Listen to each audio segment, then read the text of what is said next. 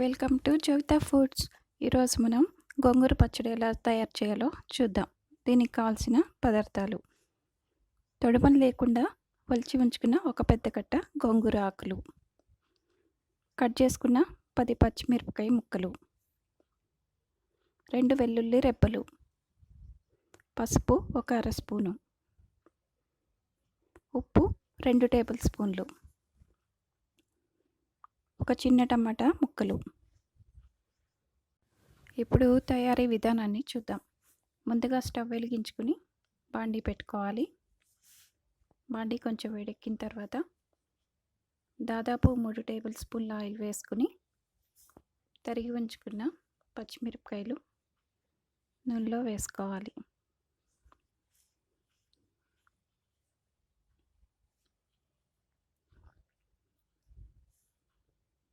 మిరపకాయల్ని చిన్న మంటలో నెమ్మదిగా దాదాపు ఒక 5 నిమిషముల పాటు వేయించుకోవాలి.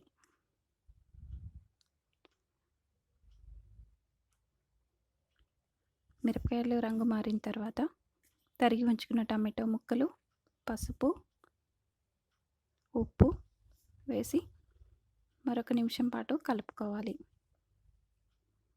టమాటోలు మెత్తగా అయిన తర్వాత కడిగి ఉంచుకున్న గోంగూర ఆకులను కూడా వేసుకోవాలి.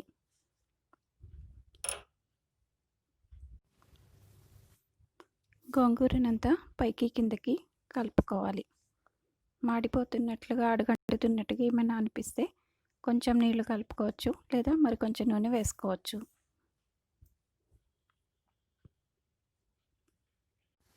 అవసరమైతే మరికొద్ది నూనె వేసి వేయించుకోవాలి. ఇప్పుడు గోంగూర ఉడికిపోయింది కాబట్టి స్టవ్ ఆఫ్ చేసుకోవాలి. గోంగూర చల్లారిన తర్వాత మిక్సీ జార్లోకి తీసుకోవాలి. చివరగా వెల్లుల్లి రెబ్బలు వేసుకోవాలి. తర్వాత బాండీలో తాలింపు పెట్టుకోవాలి. తాలింపు వేగిన తర్వాత పచ్చడిని తీసుకుని తాలింపులో కలుపుకోవాలి. దాదాపుగా 1 నిమిషం పాటు సిమ్లో ఉంచి కలుపుకుంటూ ఉండాలి.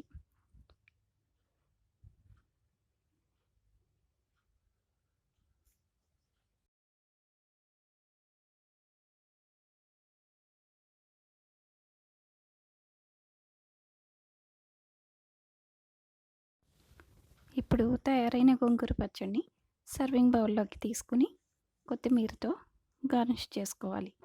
ఈ వీడియో కనుక మీకు నచ్చినట్లయితే జవితా ఫుడ్స్ ఛానల్ని సబ్స్క్రైబ్ చేసుకోండి.